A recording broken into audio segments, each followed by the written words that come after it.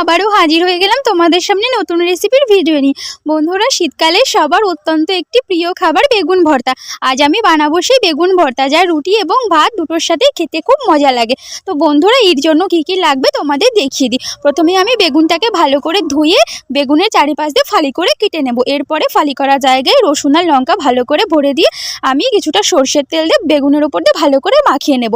এরপরে আমি গ্যাসের আঁচ জ্বালিয়ে দেবো। জ্বালানোর পরে বেগুন আর টমেটো ভালো করে পোড়াতে দিয়ে দেবো। ভালো করে পুড়ে গেলে একটি পাত্রে আমি জল নিয়ে নেব। জল নিয়ে পুড়ে যাওয়া খোসাগুলো উপর থেকে ভালো করে সুন্দর করে ছাড়িয়ে নেব। ছাড়ানো হয়ে গেলে এরপর আমি টমেটো আর বেগুনটাকে ভালো করে মাখিয়ে নেব। মাখানো হয়ে গেলে একটি কড়াইতে আমি সাদা তেল দিয়ে দেবো। তেলটা হালকা গরম হয়ে গেলে আগে থেকে কেটে রাখা পেঁয়াজ কুচি দিয়ে ভালো করে নাড়িয়ে নেব।